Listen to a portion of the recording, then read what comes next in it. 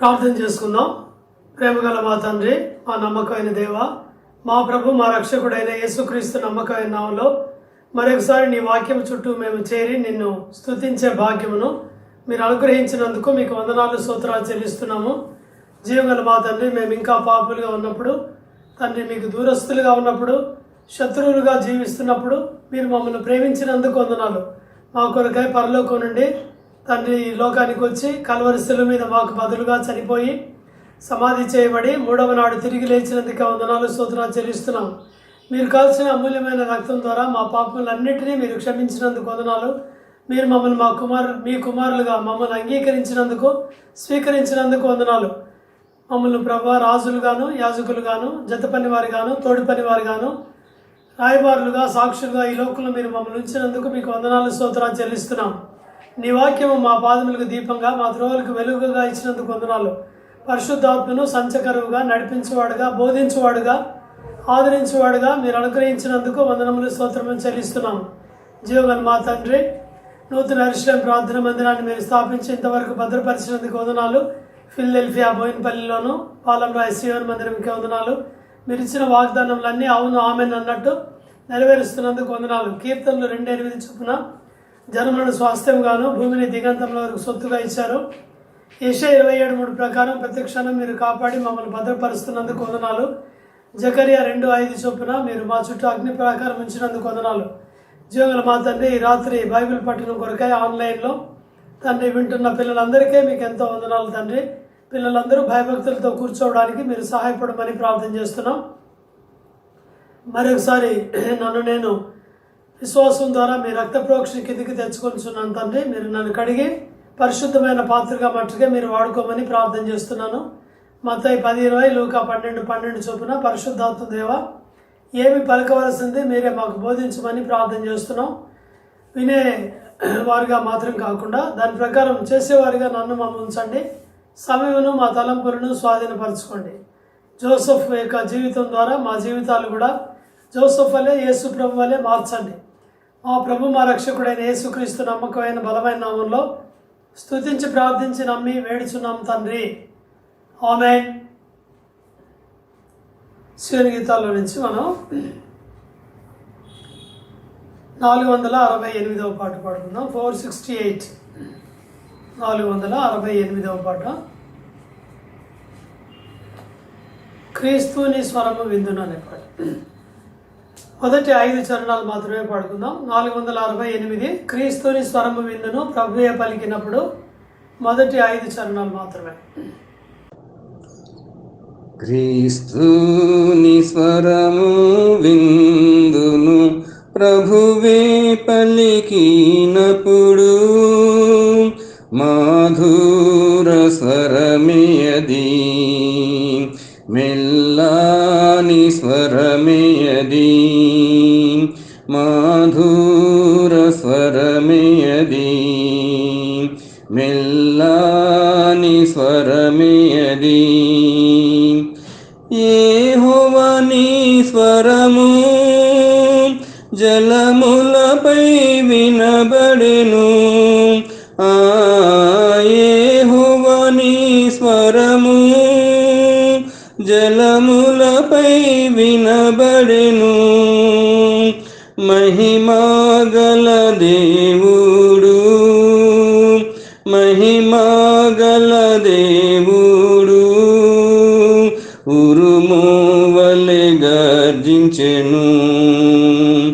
మహిమగల దేవుడు ఉరుము వలె గర్జించెను.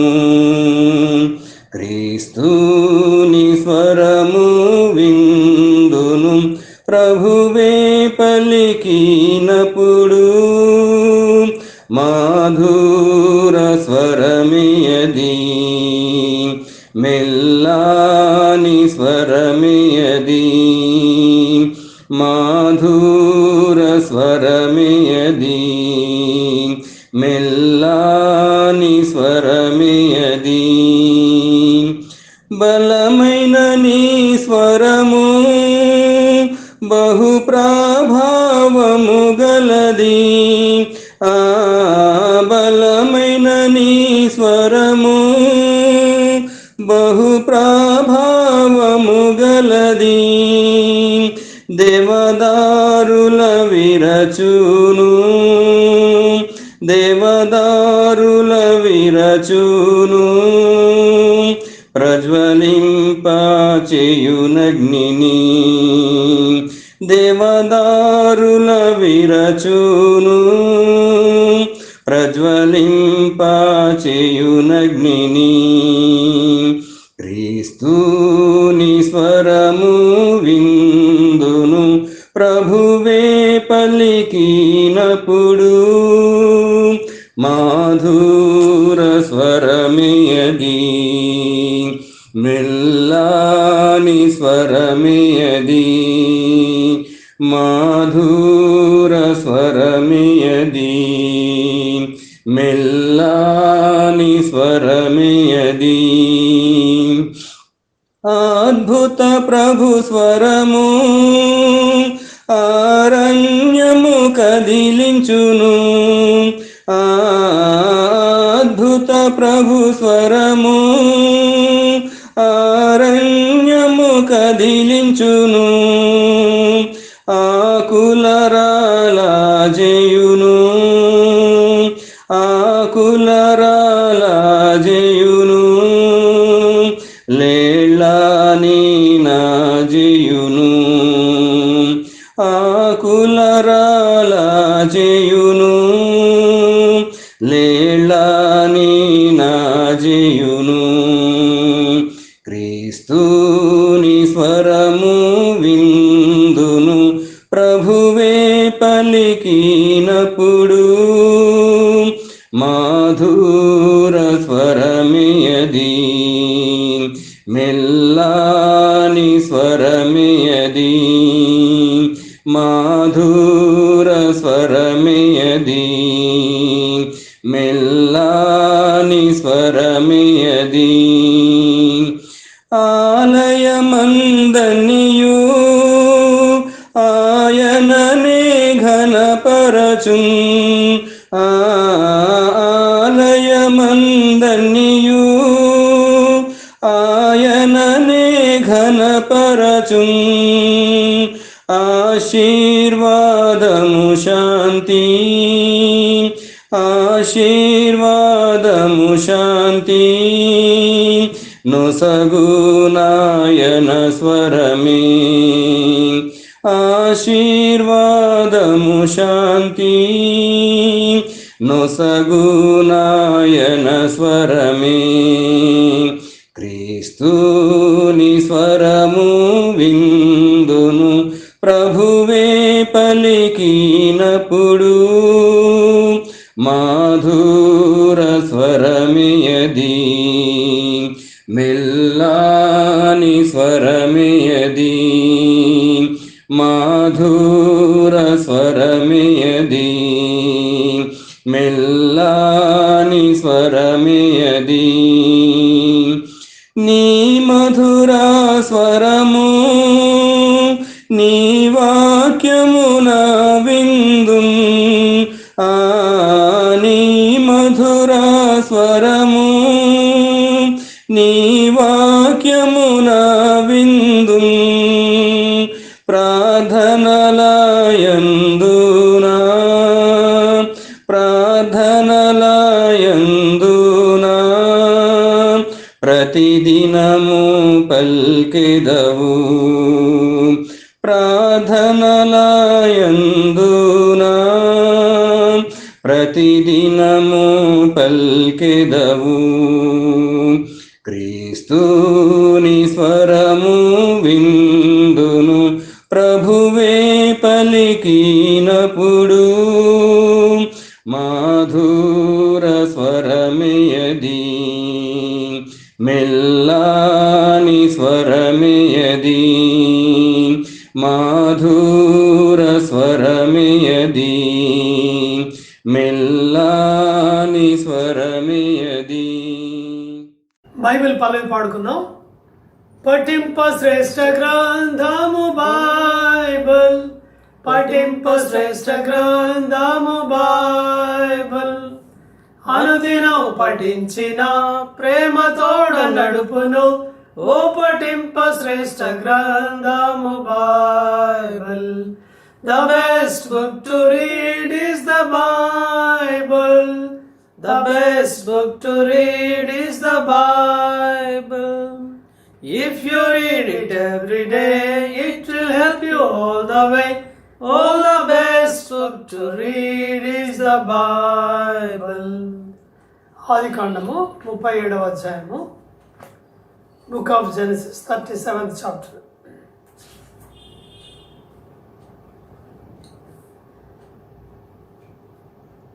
12వ వచనం నుంచి 18వ వచనం వరకు అందరం కలిసి చదువుకుందాం. Book of Genesis 37th chapter verses from 12 to 18. 18 దాకా చూద్దాం. నాతో కలిసి మీ భాగాన్ని చదవండి. అతని సహోదరులు షెకెములో తమ తండ్రి మందను మేపుటకు వెళ్ళిరి. అప్పుడు ఇశ్రాయేలు యోసేపును చూచి, నీ సహోదరులు షెకెములో మంద మేపుచున్నారు, నిన్ను వారి యొద్దకు పంపెదను రమ్మన్నప్పుడు అతడు మంచిదని అతనితో చెప్పెను. అప్పుడు అతడు, నీవు వెళ్ళి నీ సహోదరుల క్షేమమును నీ మంద క్షేమమును తెలుసుకొని నాకు వర్తమానము తెమ్మని అతనితో చెప్పి హెబ్రోను లోయలో నుండి అతని పంపెను. అతడు షెకెమునకు వచ్చెను. అతడు పొలములో ఇటు అటు తిరుగుచుండగా ఒక మనుష్యుడు అతనిని చూచి, నీవేమి వెతుకుచున్నావని అతన్ని అడిగాను. అందుకు అతడు, నేను నా సహోదరులను వెతుకుచున్నాను, వారు ఎక్కడ మందను మేపుచున్నారో అది దయచేసి నాకు తెలుపమని అడిగాను. అందుకు ఆ మనుష్యుడు, ఇక్కడి నుండి వారు సాగి వెళ్ళిరి, వారు దోతానుకు వెళ్ళుదము రండని చెప్పుకొనుట వింటినని చెప్పాను. అప్పుడు యోసేపు తన సహోదరుల కోసం వెళ్ళి దోతానులో వారిని కనుగొనెను. అతడు దగ్గరకు రాకమునుపు వారు దూరం నుండి అతని చూచి అతని చంపుటకు దురాలోచన చేసిరి. ప్రార్థన చేసుకుందాం. ప్రేమగల మా తండ్రి, మా నమ్మకమైన దేవ, ఇంతవరకు పాడిన పాట ద్వారా మా హృదయాన్ని నీ వాక్యముకై సిద్ధపరచాలని నమ్మి స్తుతిస్తున్నాము. చదవబడిన వాక్య భాగమును కూడా మీరు ఆశీర్వదించండి, విరిచి పంచండి. అయోగ్యుని నిష్పేషకమైన దాసుని మీరు సెలవు చాటును మరుగు చేసి పరిశుద్ధాత్ముని ద్వారా మీరు మా అందరితో మాట్లాడండి. వినువారుగా మాత్రం కాకుండా చేయువారుగా మమ్మల్ని అందరినీ ఉంచండి. సమయమును మా తలంపులను స్వాధీనపరచుకోమని మా ప్రభు మా రక్షకుడైన యేసుక్రీస్తు నమ్మకమైన బలమైన శక్తిగల నామంలో ప్రార్థించి వేడుచున్నాం తండ్రి, ఆమేన్. ప్రభు కృప వల్ల మనం గత 2 వారాలుగా జోసెఫ్ బైబిల్ స్టడీని మనము గమనిస్తూ వచ్చాము. జోసెఫ్ అనే మాటకు అర్థము గుర్తుందా మీకు? ప్లస్, టు యాడ్ అని అర్థం. మనం కూడా ఎక్కడికి వెళ్ళినప్పటికీ, ఏ ప్లేస్కి వెళ్ళినా, ఎక్కడున్నా ఇతరులకు ప్లస్ లాగా ఉండాలి, ఆశీర్వాదకరంగా ఉండాలి, కానీ మైనస్ లాగా మనం ఉండకూడదని ఒక సింపుల్ మెసేజ్ జోసెఫ్ ద్వారా మనం నేర్చుకుంటాం. ఎందుకంటే జోసెఫ్ కూడా ఎక్కడికి వెళ్ళినప్పటికీ తాను ప్లస్ లాగానే ఉన్నాడు, కాబట్టి మనం కూడా అలాగ ఉండాలి. మనం చదివే ఈ స్టడీస్లో మనం ఏం చూస్తున్నామంటే, జోసెఫ్ యేసు ప్రభు వారికి సమీప పోలికగా ఉన్నాడు. He is resembling the life of Christ in many areas of his life. తన జీవితంలోని అనేక ఏరియాల్లో యేసు ప్రభువును ప్రతిబింబింపజేస్తున్నాడు. యేసు ప్రభు జీవితాన్ని మనం కనుగొనవచ్చు ఇన్సిడెంట్స్ ద్వారా. కాబట్టి దీని ద్వారా మనం అప్లికేషన్ ఏమి నేర్చుకుంటాము? మనం కూడా యేసు ప్రభుని పోలి మనం నడుచుకోవాలి. పౌలు రాస్తాడు కదా 1 కొరింథీ 11:1, నేను క్రీస్తుని పోలి నడుచుకొనుచున్న ప్రకారము మీరును నన్ను పోలి నడుచుకొనుడి అని చెప్తాడు. ఫిలిప్పీలు రాసిన పత్రిక 2వ అధ్యాయం 5వ వచనంలో కూడా పౌలు అంటాడు, క్రీస్తును పోలి మనం నడుచుకోవాలి. యేసుక్రీస్తు కలిగిన ఈ మనస్సు మీరు కూడా కలిగి ఉండుడి. ఎఫెసీ 5వ అధ్యాయం 1వ వచనంలో కూడా ప్రియులైన దేవుని పిల్లల వలె దేవుని పోలి నడుచుకోనుడి. అంటే మనము యేసు ప్రభుని పోలి నడుచుకోవాలి. ఆయనే మనకు మోడల్, ఆయనే మనకు ఎగ్జాంపుల్, ఆయనే మనకు స్టాండర్డ్. జోసెఫ్ లైఫ్లో అక్కడక్కడ మనము యేసు ప్రభు జీవితానికి పోలిన సంగతులు కూడా గమనిస్తూ చదువుతాం. అప్లికేషన్ కూడా మన జీవితంలో అలాగ ఉండాలని తెలుసుకుంటాం. సరే, లాస్ట్ టైం మనం ఏం చూసామంటే, యోసేపు వృద్ధాప్యమందు పుట్టిన కుమారుడు కాబట్టి తండ్రి ఎక్కువగా ప్రేమించాడు. అతడు చిన్నవాడై ఉన్నాడు.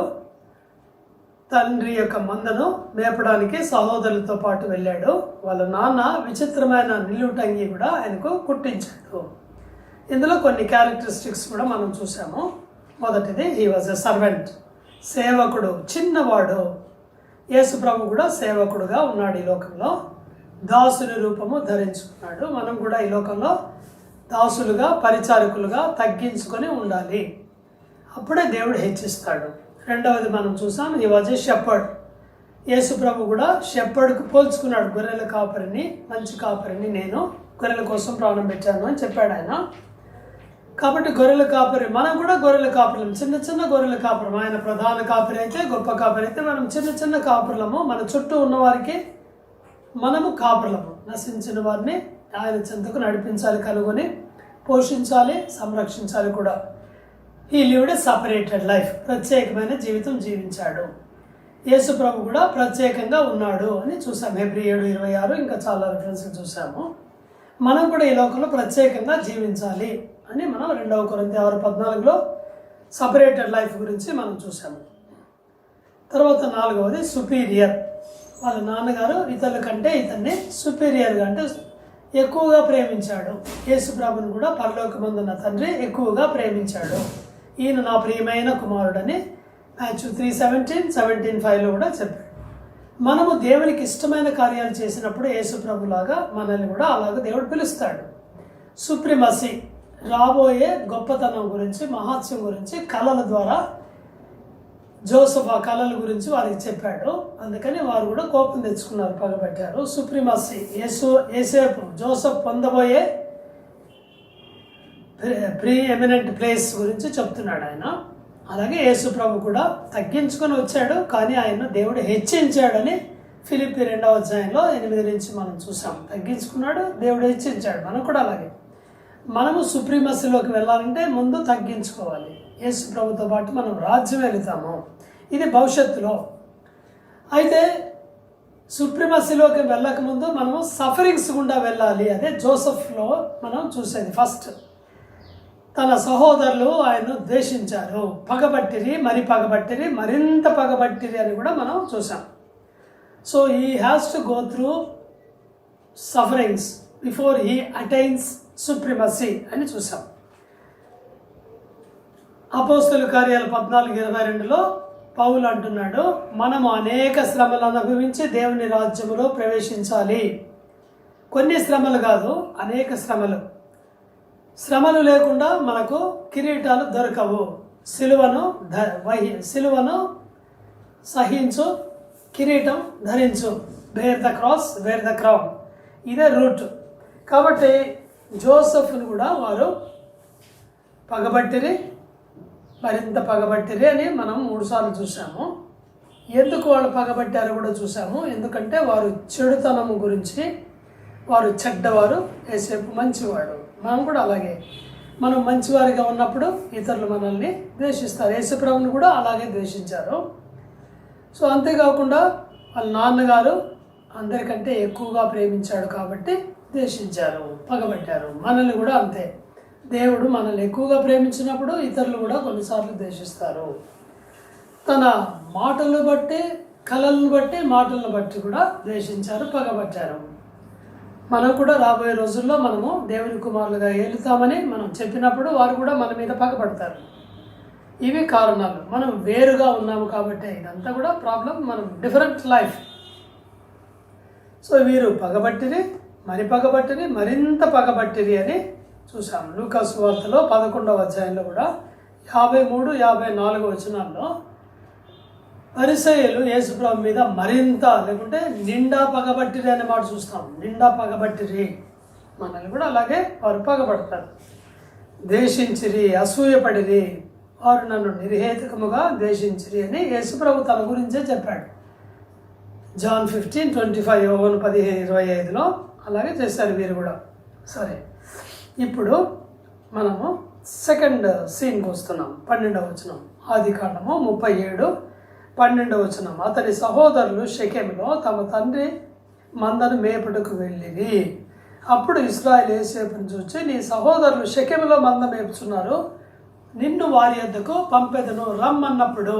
చూసారా, ఇప్పుడు సహోదరులు వాళ్ళ నాన్న గురించి ఒక చెడు తలంపు కలిగి ఉన్నారు. ఏమిటా చెడు తలంపు అంటే అపార్థం చేసుకున్నారని చెప్పచ్చు. ఏంటంటే యాకోబు యేసేపునే ప్రేమిస్తున్నాడు, మమ్మల్ని ప్రేమించట్లేదు అని అనుకుంటున్నారు అలాగా. కానీ అది సరి అయినది కాదు. ఎందుకంటే ఇప్పుడు మనం చదువుకున్న భాగంలో యాకోబు సహోదరులను ప్రేమిస్తున్నాడు, అంటే తన కుమారుని, పెద్ద కుమారులను కూడా ప్రేమిస్తున్నాడు. వారు గొర్రెలను మేపడానికి వెళ్ళి చాలా కాలం అయిందేమో, వారి గురించిన సమాచారం లేదు. వారిని వెతకడానికి ఎవరిని పంపిస్తున్నాడు అంటే జోసెఫ్ను పంపిస్తున్నాడు. ప్రేమించకపోతే ఎందుకు పంపిస్తాడు కదా, ప్రేమిస్తున్నాడు. పైగా వారిని వెతకడానికి జోసెఫ్ను పంపిస్తున్నాడు. జోసెఫ్ని ఎందుకు పంపించాలి? దాసులు, సర్వెంట్స్ చాలామంది ఉన్నారు కదా, వారిని పంపించుండవచ్చు ఆయన, కానీ వారిని పంపలేదు. తాను ప్రేమించే వృద్ధాప్యమందు పుట్టిన యోసేపునే పంపిస్తున్నాడు. అంటే చాలా ఎక్కువగా ప్రేమిస్తున్నాడు సహోదరులు కూడా. అది మనం తెలుసుకునే సత్యము. దేవుడు కూడా యేసు ప్రభును ఈ లోకానికి పంపించాడు. జాన్ 3:16, యోహాను 3:16. దేవుడు లోకమును ఎంతో ప్రేమించను. ఎంత ప్రేమించాడు? ఎంతో ప్రేమించను అంతనే చెప్పచ్చు. అందుకని ఏం చేశాడు? తనకు ఒక్కడే ఉన్న కుమారుని, అద్వితీయ కుమారుని యేసు ప్రభు వారిని రక్షించుటకు పంపెను. నశించిన వారిని వెతికి రక్షించుటకు పంపాడు. దేవుడు పంపాడు. జాన్ 3:35లో, యోహాను 3:35లో యేసు ప్రభును తండ్రి ప్రేమించను అని చదువుతాం. సో ఈ ప్రేమించిన యేసు ప్రభు వారిని పంపించేది మనం చూస్తున్నాము. ప్రేమైన వాళ్ళరా, పరలోకమందున్న తండ్రి అయిన దేవుడు ఈ లోకములో నశించిన వారిని ఆయన ప్రేమిస్తున్నాడు. వారి కొరకు ఆయన ఒక ప్లాన్ కలిగి ఉన్నాడు.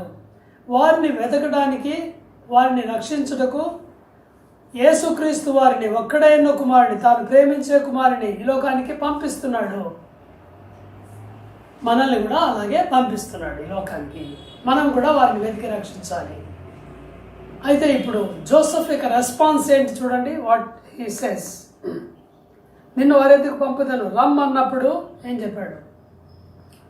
37:13 చివరి లైన్. అతడు మంచిదని అతనితో చెప్పాను. చూడండి ఎంత మంచి మాట చెప్పాడు కదా. చెడ్డని అని చెప్పట్లేదు ఆయన. ఏమని చెప్తున్నాడు? మంచిది. I will go, it's a good thing, I'm here to go, here am I అని చెప్తున్నాడు.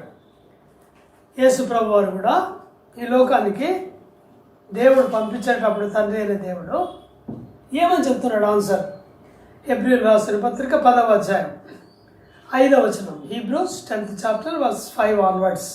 ఆయన ఈ లోకమందు ప్రవేశించేటప్పుడు ఇలా చెప్తున్నాడు. బలి అర్పణ నీవు కోరలేదు, కానీ నాకొక శరీరమును అమర్చితివి, పూర్ణ హోమములను పాప పరిహారార్థ బలను నీకు ఇష్టమైనవి కావు. నేను గ్రంథం చుట్టలో నన్ను గురించి రాయబడిన ప్రకారము, ఆల్రెడీ రాశాడు ఇది, దేవా నీ చిత్తము నెరవేర్చుటకు ఇదిగో నేను వచ్చి ఉన్నాను అంటేనే. కీర్తనలు 48వ వచనంలో దావీదు మహారాజు 1000 years బిఫోర్ రాశాడు, నీ చిత్తము నెరవేర్చుట నాకు సంతోషము. 9వ వచనంలో కూడా హెబ్రీ 10:9, నీ చిత్తము నెరవేర్చుటకు ఇదిగో నేను వచ్చి ఉన్నానని చెప్పుచున్నాడు. యేసు ప్రభు యొక్క ఆన్సర్ అది. ఎంత మంచి ఆన్సర్ ఇచ్చాడు. జోసెఫ్కి తెలుసు, ఏం తెలుసు? తన సహోదరులు, అన్నలు తనను ద్వేషిస్తున్నారు, పగబట్టారు, మరింత పగబట్టారు అనే విషయము జోసెఫ్కి తెలుసు, తన విచిత్రమైన నిలువుటంగిని బట్టి. అయితే కూడా జోసెఫ్ ఏం చేస్తున్నాడు? మంచిది, నేను వెళ్తాను అని చెప్తున్నాడు. మంచిదని చెప్పాను. ప్రియమైన స్నేహితులారా, మన ఆన్సర్ ఏంటి? యేసు ప్రభు ఆన్సర్ చూసాము, జోసెఫ్ ఆన్సర్ చూసాం కదా. మనం ఏం సమాధానం చెప్తాం? యెషయా ప్రవక్త ఏమని చెప్తాడు? యెషయా గ్రంథం 6వ అధ్యాయంలో 8వ వచనంలో తండ్రి అయిన దేవుడు ఇలాగ చెప్తున్నాడు, మా నిమిత్తం ఎవడు పోవును, మేము ఎవరిని పంపెదము. Isaiah 6th chapter 8th verse. నేను ఎవరిని పంపెదను, మా నిమిత్తం ఎవడు పోవునని ప్రభు సెలవేయగా వెంటనే అంతటా నేను చిత్తగించుము, నేనున్నాను, నన్ను పంపమనగా. What a good answer it is. యెషయా చెప్పాడు, నేనున్నాను, నన్ను పంపము. యేసుక్రీస్తు వారు కూడా ఈ లోకానికి వచ్చినప్పుడు అలాగే చెప్పాడు. జోసెఫ్ కూడా అలాగే చెప్పాడు. యేసు ప్రభు కూడా తెలుసు. ఏమని తెలుసు అంటే, వీరు నన్ను అంగీకరించరు అని తెలుసు ఆయనకి, వీరు నన్ను చంపుతారు అని తెలుసు ఆయనకి. అన్నీ తెలిసే వచ్చాడు ఆయన ఈ లోకానికి, తెలియకుండా రాలేదు. ఈ లోకానికి ఆయన వచ్చాడు, లోకము ఆయన్ను ద్వేషించింది. ఆ విషయం ముందే తెలుసు ఆయనకి. యోహాను సువార్త 18వ అధ్యాయంలో 4వ వచనంలో యేసు ప్రభు వారు ఏం చెప్తున్నాడంటే, జాన్ 18:4, సైనికులు వచ్చారు తోటలోనికి బంధించడానికి. అప్పుడు ఇది సందర్భం, యేసు తనకు సంభవింపబోవునవన్నీ ఎరిగిన వాడై వారి యొద్దకు వెళ్ళి, మీరు ఎవరిని వెతుకుతున్నారని వారిని అడిగాను. వారు నజరేయుడైన యేసు 3 సార్లు ఇలాగ చెప్తున్నాడు, నేనే, నువ్వు వెతికేవారు నేనే అని చెప్తున్నాడు. ఇష్టపూర్వకంగా వెళ్తున్నాడు. వారు బంధించడానికి వచ్చారని తెలుసు, ఆయనకు చంపడానికి వచ్చారని తెలుసు. అయినప్పటికీ ఆయన వెళ్ళి తను తాను అగపరుచుకుంటున్నాడు. మనకు కూడా దేవుడు ఇలాంటి ఆజ్ఞనే ఇస్తున్నాడు. మార్కు సువార్తలో 16వ అధ్యాయం 15వ వచనం, మీరు సర్వలోకమునికి వెళ్ళి సర్వ సృష్టికి సువార్తను ప్రకటించుడి. యేసు ప్రభు యొక్క చివరి ఆజ్ఞ, లాస్ట్ కమిషన్. సర్వలోకమునికి వెళ్ళి సువార్తను ప్రకటించాలి. అపోస్తుల కార్యాలు 1వ అధ్యాయము 8వ వచనంలో కూడా, పరిశుద్ధాత్మ మీ మీదికి వచ్చినప్పుడు మీరు శక్తి నందెదరు కనుక మీరు యెరూషలేములోను యూదయలోను సమరయలోను భూదిగంతముల వరకు నాకు సాక్షులై ఉందురు. యేసు ప్రభు ఇచ్చిన చివరి ఒకే ఆజ్ఞ ఇది. మనకిచ్చిన ఈ ఆజ్ఞ గురించి మనం ఏం చేస్తున్నాం? కోత విస్తారంగా ఉంది, పనివారు లేరు. ప్రభు అంటున్నాడు పనివారి కోసం ప్రార్థన చేయమని చెప్తున్నాడు. మత్తయి సువార్త 9వ అధ్యాయం చివరి లైన్లో. కానీ 10వ అధ్యాయం 5వ వచనంలో వారినే పంపుతున్నాడు. ప్రేమైన వాళ్ళారా, దేవుడు మనల్ని పంపుతున్నాడు. మనం ఇష్టపూర్వకంగా రావాలి, ఇష్టపూర్వకంగా వెళ్ళాలి. పాపులను రక్షించుటకు క్రీస్తు యేసు పరలోకము నుండి ఈ లోకమునకు వచ్చాడు. నశించిన వారిని వెతికి రక్షించుటకు మనుష్య కుమారుడు లోకమునకు వచ్చాను. లూకా 19:10, 1 తిమోతి 1:15. సహోదరులు అరణ్యంలో తప్పిపోయారు. తండ్రి వారిని ప్రేమిస్తున్నాడు. కుమారుడు ఒక్కడే ప్రేమించే తన కుమారుడిని జోసెఫ్ని, వృద్ధాప్యమందు పుట్టిన ఆయన్ని వెతకడానికి పంపిస్తున్నాడు. నిన్ను నన్ను కూడా పంపిస్తున్నాడు. జోసెఫ్కు తెలిసి వెళ్తున్నాడు, యేసు ప్రభుకు తెలిసి వెళ్తున్నాడు. యేసు ప్రభు కూడా తెలుసు. ఏం తెలుసు? వారు నన్ను చంపుతారని. నా ప్రాణం నేను పెడుతున్నాను, మళ్ళీ తీసుకుంటాను, నాకు అధికారం ఉంది. యోహాను సువార్త 10వ అధ్యాయము 17-18 వచనాల్లో చెప్తున్నాడు. ఆయన ఇష్టపూర్వకంగా వెళ్తున్నాడు, ఇష్టపూర్వకంగా చనిపోతున్నాడు. జాన్ 10:11, గొర్రెల కాపరి, మంచి గొర్రెల కాపరి తన గొర్రెల కొరకు ప్రాణం పెట్టును ముందుగానే చెప్తున్నాడు, ప్రాణం పెట్టబోతున్నానని. ప్రేమైన వాళ్ళారా, మనం వెళ్ళటానికి సిద్ధంగా ఉన్నామా? మన ఆన్సర్ ఏమిటి? ఈ లోకంలో పరిస్థితి ఏమిటి? ఇప్పుడు ఈ కరోనా వ్యాధి బారిపడి, మహమ్మారి బారిపడి వేల కొలది ప్రజలు చనిపోతున్నారు. 1,00,000 మంది ప్రజలు చనిపోతూనే ఉన్నారు. లక్షలాది ప్రజలు. ఇప్పుడు అందరికీ వ్యాధి విస్తరిస్తూనే ఉంది. రోజు రోజుకు ఇంక్రీజింగే కానీ డిక్రీజింగ్ కాదు. ఈ చనిపోయారు వారి పట్ల మన బాధ్యత ఏమిటి? వారికి సువార్త ప్రకటించవలసిన భారం మన మీద మోపబడలేదా? అవును, మన మీద పెట్టాడు.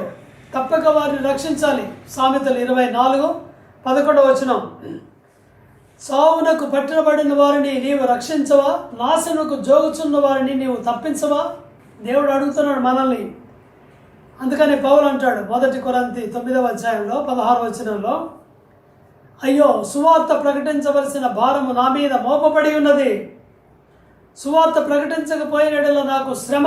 ఇష్టపడి పని చేస్తే జీతం దొరుకుతుంది, ఇష్టపడకపోయినను ఈ పని నాకు అప్పగించబడింది అని చెప్తాడు.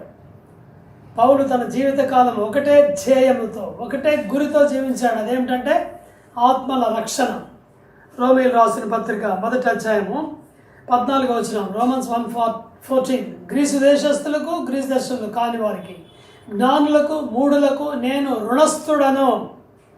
బాకీ ఉన్నాం మనం. ఏ బాకీ? వారిని రక్షించే బాకీ, సువార్త చెప్పే బాకీ ఉన్నాం. సువార్త అనే ధనాన్ని మనం కలిగి ఉన్నాము, వారికి ఇవ్వాలి. మనం వారిని రక్షించాలి. ఆత్మీయ దారిద్ర్యం నుంచి, పాపపు దాసత్వం నుంచి విడిపించాలి. పౌలు అంటున్నాడు సువార్త గురించి నేను సిగ్గుపడవాడని కాను. రోమా 1:16 అంటున్నాడు సిగ్గుపడవాడని కాను. మనం సిగ్గుపడే క్రైస్తవులుగా ఉన్నామా? యేసు ప్రభువుని ప్రకటించే క్రైస్తవులుగా ఉన్నామా? పౌలు ఇంకా చాలా విషయాలు రాస్తాడు. రోమీయులు రాసిన పత్రిక 15వ అధ్యాయం 20-21 వచనాల్లో యేసు ప్రభు యొక్క సువార్త ఎరగని చోట్ల కూడా నేను సువార్త ప్రకటించాలి అని చెప్తున్నాడు. చూడండి, ఇది చాలా ముఖ్యమైన సంగతి. చాలాసార్లు మనము సువార్త ప్రకటించబడిన చోటనే ప్రకటించుకుంటూ సమయాన్ని వ్యర్థం చేసుకుంటున్నారు చాలామంది. అది దానికోసం కాదు మనం ఉండవలసిందే. ఏమంటున్నాడు ఆయన? సువార్త ప్రకటించబడిన చోట్ల, రోమా 15వ అధ్యాయం, గుర్తించండి ఈ మాటల్లో 20-21 కలిసి ఉన్నాయి. చివరి లైన్ చదువుతున్నాను. క్రీస్తు నామము ఎరగని చోట్లను సువార్తను ప్రకటింపవలనని మిక్కిలి ఆశ గలవాడనై ఉండి అలాగున ప్రకటించి తిని. యేసుప్రభు గురించి ఎరగని వారు చాలామంది ఉన్నారు, చాలామందికి తెలియదు. వారికి సువార్త చెప్తాం. పట్టిన చేపలు పడతారు. యేసుప్రభు చెప్పిన మాట కరెక్ట్. ఏంటంటే, నన్ను వెంబడించండి, మిమ్మల్ని మనుషులు పట్టు జాలరుగా చేస్తాను. మంచి మాట అది. మార్కు 1:17 పేతురుతో ఉంటాడు. కానీ మన బలహీనత ఏమిటంటే, పట్టిన చేపలు ఉన్నాయి బుట్టలో, వాటినే పడతారు అందరూ. వాళ్ళ ఫోన్ నెంబర్లు తీసుకుంటారు, వాళ్ళతో మాట్లాడతారు, వాళ్ళని ఏదో ఎడ్యుకేట్ చేయాలని ట్రై చేస్తారు. బయట చేపలు ఎండిపోయి చచ్చిపోతున్నాయి, పట్టండి. సముద్రంలో ఉన్నాయి ఇంకా చాలా చేపలు, అక్కడికి పోరు వాళ్ళు. చాలామంది సంఘంలో ఉన్న వాళ్ళనే పడుతుంటారు. ఇంకా ఈ సమయాన్ని అట్లా దుర్వినియోగపరచకండి. అమూల్యమైన సమయం, టైం లేదు మనకు సువార్త ప్రకటించడానికి. చచ్చిపోతున్నారు, నాశనానికి జోగుతున్నారు, ఎండింగ్లో ఉన్నారు. వారి పట్ల ఆశ కలిగి ఉండాలి.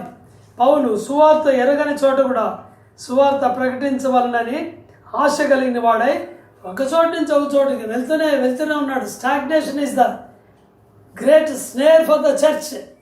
సంఘానికి ఉన్న పెద్ద ఉరి ఏమిటంటే స్టాగ్నేషన్. ఉన్న చోటే ఉండటం. సంఘం యొక్క ఉద్దేశం అది కాదు. ప్రవహించే జీవ నది ఇది. అది వెళ్ళిన చోటంతా కూడా చెట్లు మొలుస్తాయి, పంటలు పండుతాయి, ఆకలి కొన్నవారు ఆకలి తీర్చబడుతుంది పంట ద్వారా. ఇది సంఘం యొక్క దర్శనం. అందుకోసం సంఘాన్ని పెట్టాడు. ఈ గొప్ప ఊరి నుంచి సంఘం తప్పించబడును గాక, విశ్వాసులైన మనము తప్పించబడదుము గాక. So earnestly he seeking. చూడండి, వెళ్ళాడు. తెలుసుకొని నాకు వర్తమానం తెమ్మని చెప్పి 14 వచనం, ఆదికాండం 37:14. హెబ్రోను లోయలో నుండి అతని పంపెను. He was cent from Hebron. Hebron అనగా సహవాసము. తండ్రి సహవాసం నుంచి వెళ్ళిపోయాడు జోసెఫ్.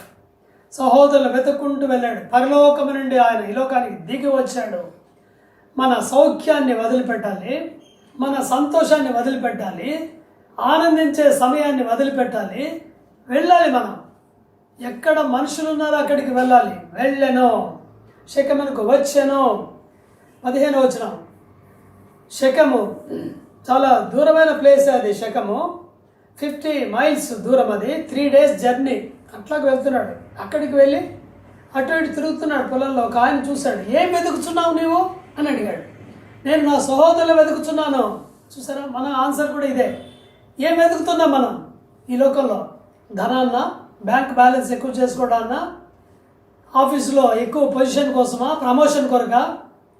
పొజిషన్ సంఘంలో దేన్ని వెతుకుతున్నాం మనం? జీవితాంతం అదేనా వెతికేది? నశించిపోయాను వెతకద్దా మనం? సహోదరులు వెతుకుతున్నాను. Praise the Lord. అలాగా అంటే ఆన్సర్ మన మీద. నా సహోదరులు వెతుకుతున్నారు. వారు ఎక్కడ మందరు మేపుతున్నారో అది దయచేసి నాకు తెలుపుము. చూడండి, మాటలు చూడండి కాన్వర్జేషన్లోని. దయచేసి అంటే బ్రతలాడుతున్నాడు. వారిని ఎలాగైనా సరే కనుగొనాలని.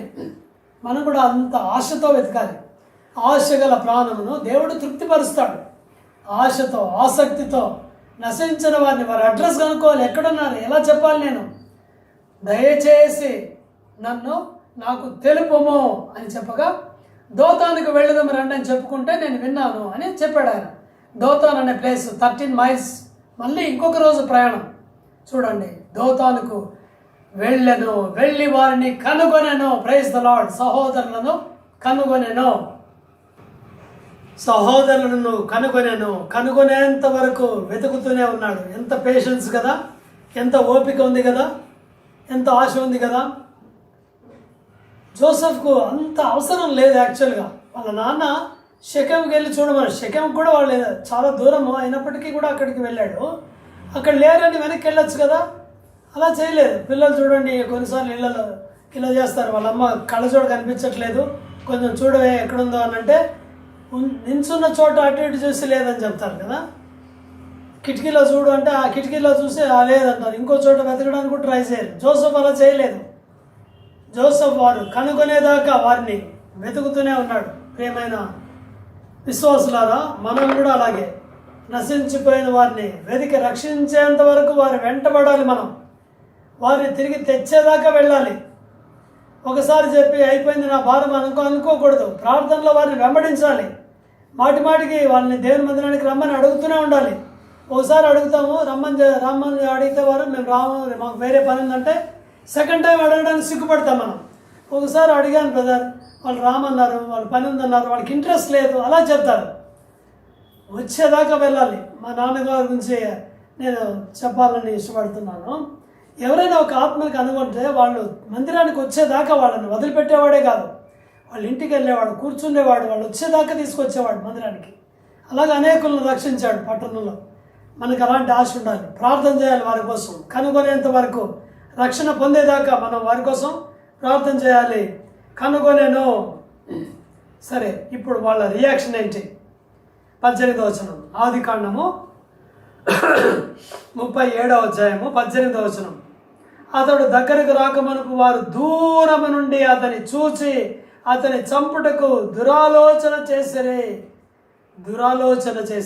దూరాలోచన కూడా చేస్తున్నారు. లూకా సువార్త 20వ అధ్యాయం యేసు ప్రభును చూపిస్తుంది ఈ మాట. మళ్ళీ 20th chapter, gospel according to Luke 20th chapter verses from 9 నుంచి యేసు ప్రభు చెప్పిన ఉపమానం. ఒక మనుష్యుడు ద్రాక్ష తోటను నాటించి కాపులకు గుత్తకిచ్చి దేశాంతరానికి పోయాడు.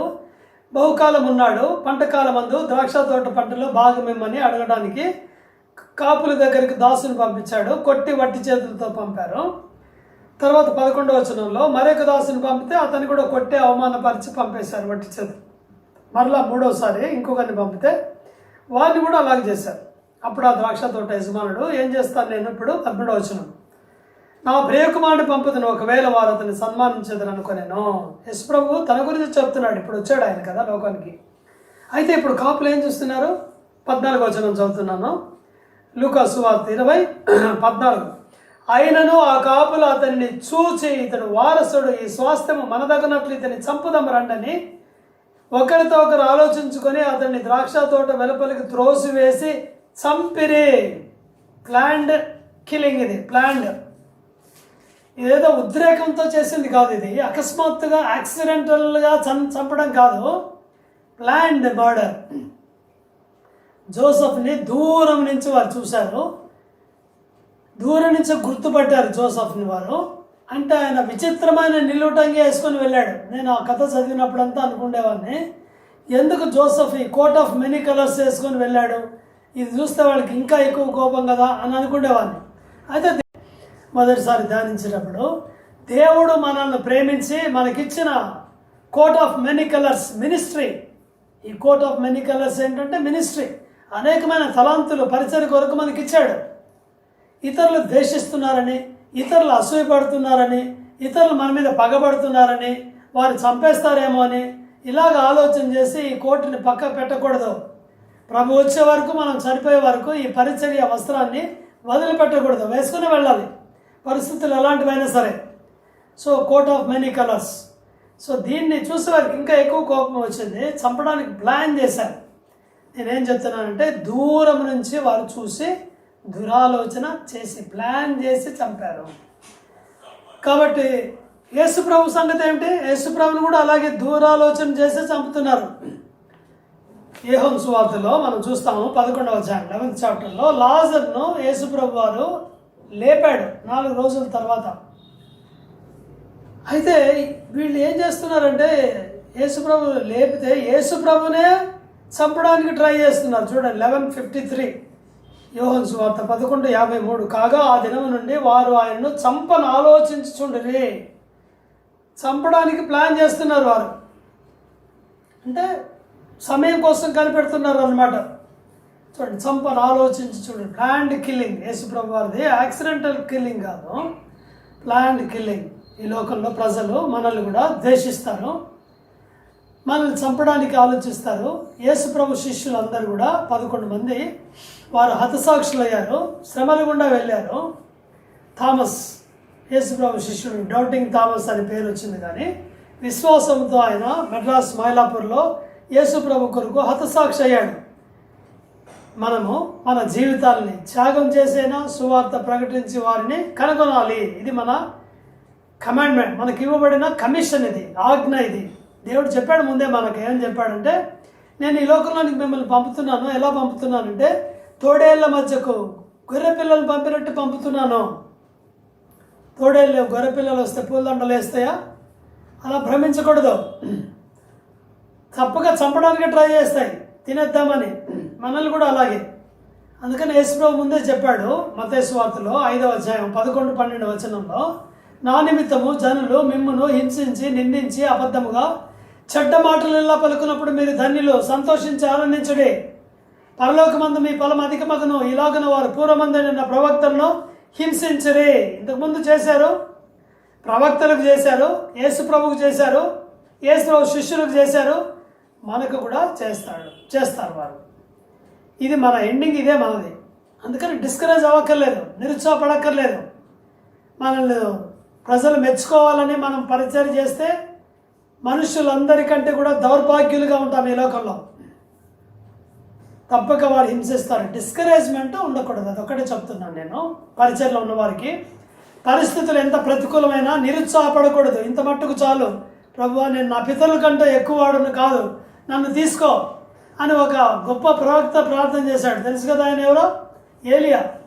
ఆకాశం నుంచి అగ్ని కురిపించాడు, వర్షం కూడా కురిపించాడు. ఇంత గొప్ప వ్యక్తి ప్రవక్త అలాగే చేశాడు. ఏంటి కారణము? డిస్కరేజ్మెంట్. ఒక ఆమె చంపుతానని ప్రతిజ్ఞ చేసింది, ఆమె చచ్చిపోయింది తర్వాత. కాబట్టి మనం డిస్కరేజ్ అవ్వకూడదు. Discouragement is the last weapon of Satan.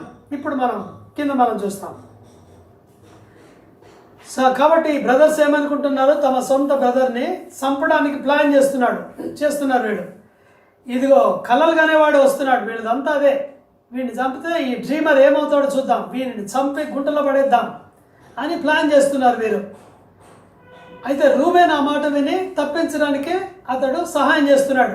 రూబేన్కు మంచి హృదయం ఇక్కడ మనం చూస్తాం. రూబేన్ పెద్ద అన్న, చంపకూడదు వాడిని, ఎలాగైనా సరే అని, రక్తం చిందించకండి, హాని చేయకుండా గుంటలో పడేద్దామని చెప్పాడు.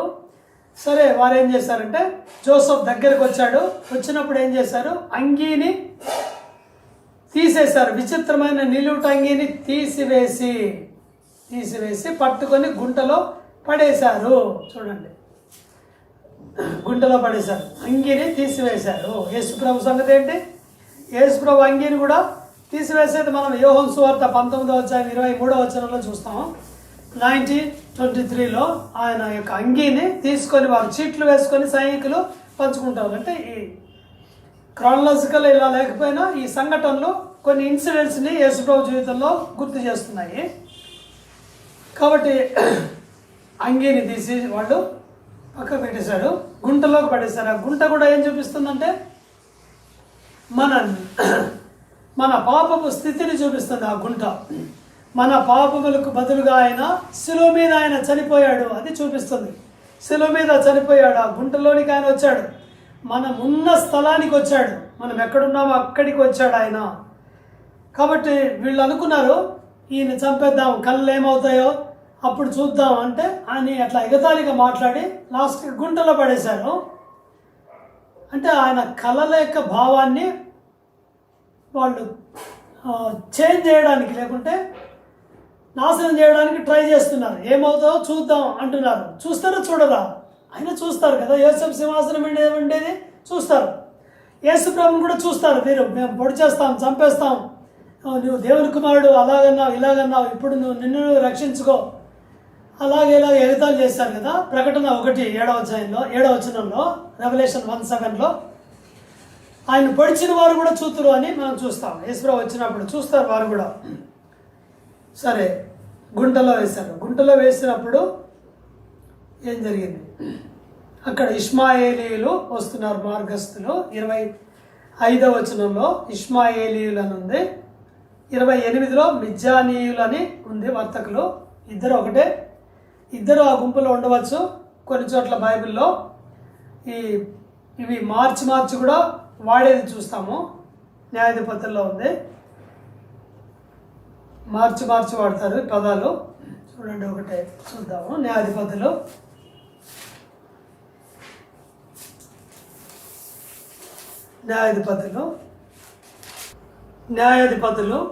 8వ అధ్యాయంలో 24వ వచనంలో గిద్యోను కథలో ఉంది, వారు ఇష్మాయేలీయులు గనక వారికి పోగులుండెను, పోగులు ఇమ్మని అడుగుతాడు.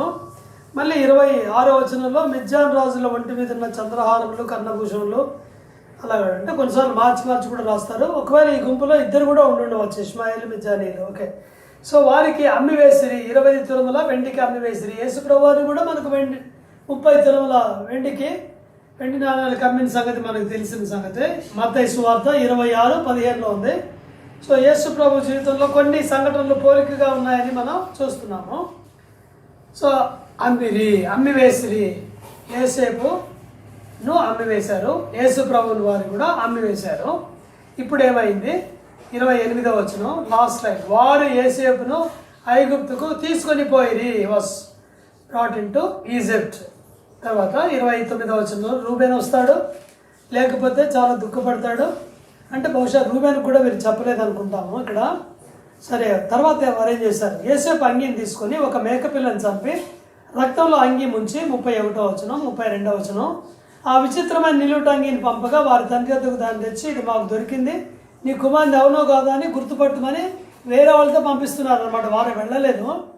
ఆయన దాన్ని చూసి, నా కుమారునిదే, నిశ్చయంగా నా కుమారుడు చీల్చబడ్డాడు దుష్ట మృగాల చేత అని అంగలార్చాడు. చాలా దినాలు గోనె పట్టు కట్టుకొని ఏడుస్తూనే ఉన్నాడు. ఓదార్చడానికి కూడా ఇష్టపడలేదు ఆయన. 35లో మనం చూస్తాం. చూడండి, ఇక్కడ జేకబ్ గురించి ఒక థాట్ ఇస్తాను, యాకోబు గురించి. సరిగ్గా దాదాపు 30 సంవత్సరాల కిందట ఈయన కూడా వాళ్ళ నాన్నను ఐజాక్ను మోసగించిన సందర్భం మనకు తెలిసిన సంగతే. తన చేతులకు మేక చర్మాన్ని పెట్టుకొని వెంట్రుకలు గల శరీరం ఏషావులాగా ఆయన వేసుకొని చర్మము తుడుక్కొని వెళ్ళి వాళ్ళ నాన్న దగ్గరికి వెళ్తాడు. మేక చర్మం అది తడిని ఆయన పెద్ద కుమారుడు ఏషావు అనుకొని ఆశీర్వదిస్తాడు. అంటే సరిగ్గా అలాగా మోసం చేశాడు. ఇప్పుడు అలాంటి మేక పిల్లని చంపి రక్తాన్ని తీసి ఆ చొక్కాని ముంచి తీసుకెళ్తారనమాట. సో అలాగా మోసగించబడుతున్నాడు తన కుమారుల చేత. తాను ఎలాగ మోసగించాడో తండ్రిని ఈ కుమారులు కూడా అలాగే మోసగిస్తున్నారు. పౌలు రాస్తాడు, గలతీయులు రాసిన పత్రిక 6వ అధ్యాయము 7వ వచనంలో, మోసపోకుడి, దేవుడు వెక్కిరించబడడు, మనుష్యుడు ఏమి విత్తునో ఆ పంటనే కోయును. యాకోబు తాను 30 years బ్యాక్ ఏదైతే విత్తాడో మోసం అనే విత్తనాన్ని, ఆ పంటను కుమారుల ద్వారా కోస్తున్నాడు. మనం కూడా ఒక హెచ్చరిక, వార్నింగ్ తీసుకోవాలి. కాబట్టి మనం ఏం చేస్తామో దాని ఫలితాన్ని తప్పక అనుభవిస్తాం.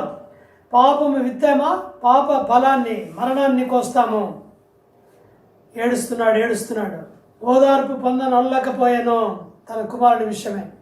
చూడండి, ఇక్కడ ఇంకొక సంగతి ఏంటంటే, అబద్ధం చెప్తే యాకోబు నమ్ముతున్నాడు, ఇది సత్యమైనది కాదు, నిజం చెప్తున్నాడు. తర్వాత కథలో సత్యం చెప్తారు వారు, యేసేపు బతికున్నాడని దాన్ని నమ్మడాయన. ఎంత డిఫరెన్స్ ఉంది చూడండి. చూసారా, మనుషులు కూడా అలాగే అబద్ధాన్ని నిజమని నమ్ముతారు, నిజాన్ని అబద్ధమని నమ్ముతారు. తీపిని చేదని నమ్ముతారు, చేదని తీపని నమ్ముతారు. వెలుగుని చీకటిని నమ్ముతారు, చీకటిని వెలుగని నమ్ముతారు. ఆయన నిరీక్షణ లేని వాడిగా ఏడుస్తున్నాడు యాకోబు. అదే దావీదు తన బిడ్డను దేవుడు తీసేసుకున్నప్పుడు అంతవరకు ఉపవాసం ఉన్నవాడు ఉపవాసం మానేశాడు. ఇప్పుడు స్నానం చేసి మంచి బట్టలు వేసుకొని తైలం రాసుకొని వెళ్ళి భోజనం తెమ్మని చెప్తాడు. దాసులు ఆశ్చర్యపడి అడిగితే ఇలాగంటాడు, నేను వాని దగ్గరికి వెళ్తాను కానీ వాడు నా దగ్గరికి రాడు కదా. 2 Samuel 12th chapter 22 నుంచి స్టోరీ ఉంది. కాబట్టి నిరీక్షణ, దావీదు నిరీక్షణ గొప్పది. యాకోబు ఇప్పుడు డిప్రెషన్లో ఉన్నాడు, దుఃఖంలో ఉన్నాడు, నిరీక్షణ కోల్పోతున్నాడు యాకోబు. ఏమైనప్పటికీ జోసెఫ్ గురించి మనం ఏం నేర్చుకున్నామంటే, ఇప్పుడు చదువుకున్న భాగంలో తండ్రి యొక్క ఆజ్ఞను నెరవేర్చుటకు ఇష్టపూర్వకముగా సహోదరులను వెతుకుటకు వెళ్ళాడు. అది తన ప్రాణముల ఖరీదు చేస్తుందని తెలిసి వెళ్ళాడు. యేసు ప్రభు కూడా అలాగే ఈ లోకానికి వచ్చాడు. చనిపోవడానికే ఇష్టపూర్వకంగా వచ్చాడు ఆయన. ఈ లోకంలో మనము నశించిపోయే వారిని అలాగూ భారంతో వెతికి రక్షించాలి. It may cost our lifes. మన ప్రాణాలు ఖరీదు కావచ్చు. అది వారు మనల్ని ద్వేషించేవారు కావచ్చు, పగబట్టేవారు కావచ్చు. హోస్టైల్ వరల్డ్లో ఉన్నాం మనం. ఇంతకంటే ఎక్కువ వారు ఏం చేయలేరు. ప్రాణం తీసిన తర్వాత వారు ఏం చేయలేరు మనల్ని. అయితే యాష్తో మనం వెళ్దాం, ఇలాంటి గురితో మనం వెళ్దాం. దేవునికి ఒక ఉద్దేశం ఉంది, మనల్ని భూలోకంలో ఉంచడానికి. కరోనా వ్యాధి చుట్టూ ప్రబలేటప్పుడు, చాలామంది చనిపోయేటప్పుడు మనల్ని సజీవులుగా ఉంచాడు దేవుడు. ఎందుకు ఉంచాడు? ఇదొకటే ఉద్దేశం, ఇతరులను రక్షించుటకై. మనం వెతికే వారిగా ఉన్నామా? రక్షిస్తున్నామా? ఏ ఉద్దేశంతో మనం ఈ లోకంలో జీవిస్తున్నాం? ఒకటే ఉద్దేశం, నాశనమునకు జోగుచున్న వారిని రక్షిద్దాం. ఈ తీర్మానం చేద్దాం. ప్రార్థన చేస్తాం. ప్రార్థన. కొన్ని నిమిషాలు మౌనంగా ఉందాం. మన జీవితాలు పరీక్షించుకుందాం. ఎక్కడున్నప్పటికీ ఏ గురితో మనం ఈ లోకంలో జీవిస్తున్నాం? మన గురి ఒకటే, దేవుని చిత్తము నెరవేర్చుటకే ఈ లోకంలో జీవిస్తున్నాము. యేసుప్రభు గురి అది, మన గురి కూడా అదే. ఇంతవరకు ఆ గురి లేకుండా, ఏం లేకుండా మనం జీవిస్తుంటే క్షమాపణ అడుగుదాం. చాలామంది నశించిపోతున్నారు. ప్రభువా, నేను వారిని వెతికి రక్షించడానికి భారం ఇవ్వండి, చింత ఇవ్వండి.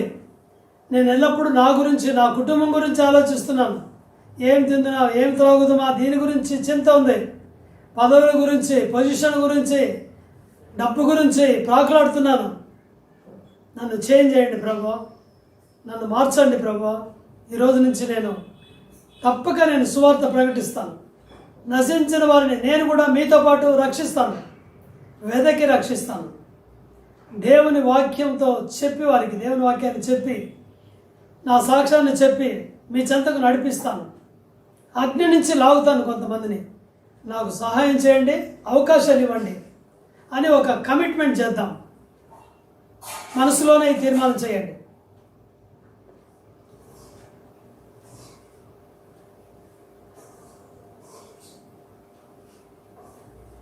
ప్రేమగల మా తండ్రి, నమ్మకమైన దేవా, మీరు పాపులైన మమ్మల్ని వెతుక్కుంటూ ఈ లోకానికి వచ్చారు. పరలోకం నుండి దిగి వచ్చారు తండ్రి. నాశనకు మేము జోగుచుంటుంది బ్రహ్మ. మమ్మల్ని వెతికి రక్షించారు. సెలవు మీద నుంచి మమ్మల్ని వెతికారు.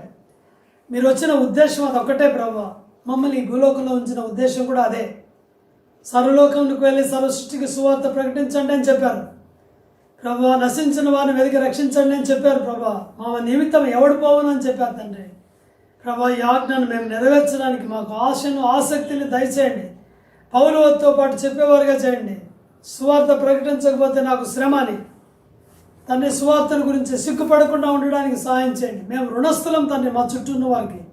ఈ రుణము మేము జీవించినప్పుడే తీర్చుకోవాలి, చనిపోతే తీర్చలేము.